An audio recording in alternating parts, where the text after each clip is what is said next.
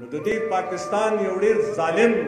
او ډېر جابر گورنر د ایوب خان تیر شوی دی د کالاباغ نواب امیر محمد خان هغه اعلان وکړو چې په دې پاکستان کې به هیڅوک دا خبره نه کوي چې زه یا پښتون یم یا پنجابی یم او یا سندھی یم او یا بلوچی یم یا بنګالی یم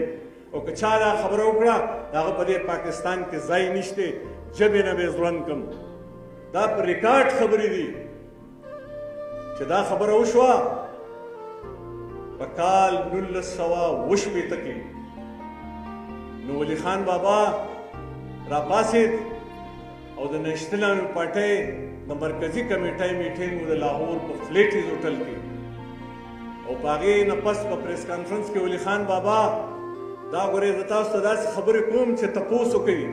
رښتینی تاریخ وګورئ دا چې ځان ته نن سیاستدانان وایي او بریتونه تاوایي چې موږ پاکستان جوړ کړی دی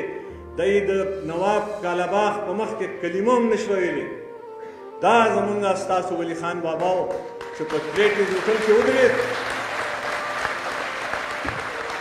او په فلیټیز هوټل کې په پریس کانفرنس کې دا خبره وکړه د نواب کالاباغ گورنر او نوابه زه تا ته دا خبره کوم چې دا پاکستان نو دلته زه پښتون وم زما خپله خاوره وه چې تاسو جوړ کړو نو موږ یې در سره منو خو دا پاکستان ګورې ځان له څه شی نه دی دې کې پښتانه دي بلوچیان دي سندیان دي پنجابیان دي بنګالیان دي او که ته وایې چې دلته به څوک دا نوم نه اخلي نو یاد ساته زه ګوره د 500,000 کالو پښتون یم د 1400 کالو مسلمان یم او د 100 کالو پاکستانی یم زه به خامخا اخلم دا خبرې ګورې اوس هر څوک کوي په هغه وخت کې دا خبره د کفر حساب خبره وه دا د کفر کلمې په هغه وخت کې چې کوم دی نو خان عبدالولي خان بابا ویلي بیا یې په دې خبره ګرفتار کړو په دې پېښور کې ګرفتار کړو د ګرین هوټل نه راوته او په دې پېښور کې ګرفتار کړو او د پېښور جیل ته یې ووړو د پېښور په جیل کې و اجمل خټک بابا ته خط راولېږو او ورته ووایي چې خپل کار تیز کوي او د پښتون سټوډنټ فیډریشن ځوانانو دا یې ورته پکې ومولیکل چې پښتون زلمې او په کالجونو سکولونو یونیورسټۍ کې د پښتنو طالب علمانو یو سازمان او تنظیم هم جوړ کړي دا د وخت ضرورت دی دا د ولی خان بابا په هدایاتو باندې بیا اجمل خټک بابا دا تنظیم جوړ کړ ستاسو چې نن موږ او تاسو ناست یو دا 450 کاله مخکې په کال 1908 کې په مردان کې دا میرزاده خان کاکا په کور کې لومبنی اجلاس شو او بیا د خوشحال خان خټک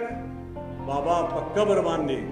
حلف واغستی شو پښتون سټوډنټ فیډریشن جوړ شو او دغه خط چې ورته رالیږلی و نو په دغه خط کې ورته ولی خان بابا یو ټپه لیکلې وه او هغه ټپه یې ورته دا لیکلې وه دلته مسلم لیګیانو قیوم خان دې شور جوړ کړ وی ولی خان به پانسي کوي دا د پاکستان غدار دی د پاکستان مخالفت کړی دی د په پاکستان کې قومیتونه جوړوي د پاکستان ورانوي نو دلته مسلم لیګیانو یو خبره پورته کړې وه چې ولی خان بابا پانسي کوي په دې خبره د غدارۍ په خبره دا یو عامه خبره وه په هغه وخت کې نو ولی خان بابا ورته دا ټپه کړې وه وی د جنازې بازو مې نیسه چرې به ما په رستی خوله درکړې وینه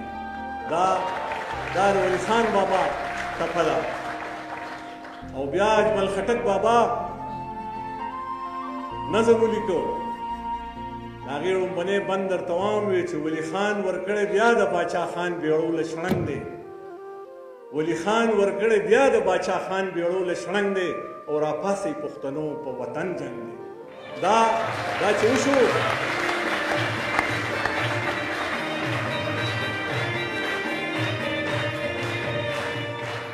دلته نیشنل پارټي د خدایي خدمتګارو بچي او کورنۍ په داسې حساب راپاسېدې چې حکومت مجبوره شو یحیی خان بیا په هغه زمانه کې نو هغه ولی خان را پرېښوده او بیا یې نیشنل پارټي په دې ټوله پښتونخوا کې د چترال نه والې تر ډی ای خانه پورې تر سواته پورې وګرځېد د پښتنو اجرو دیرو ته لاړ او نیشنل آرمي پارټي یو ډېر مضبوط قوت جوړ کړ بیا د سنسد تر الیکشن یې وکړو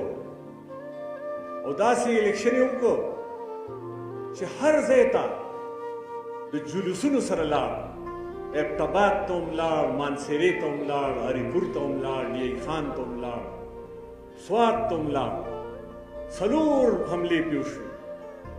په دغه الیکشن کې پې 4 حملې وشوې ډرایور یې پکې مړ شو په دیر کې پې حمله وشوه په سخاکوټ کې پې حمله وشوه 4 حملې پې شوې قاتلانه ولی خان بابا لکه د غر په خپل ځای ولاړ او داسې نمایندګي وکړه د پښتنو مقدمه په پاکستان کې په لومړني ځل ستاسو د وسایلو خبره ستاسو د بجلۍ خبره د پښتنو د معدنیاتو خبره ستاسو د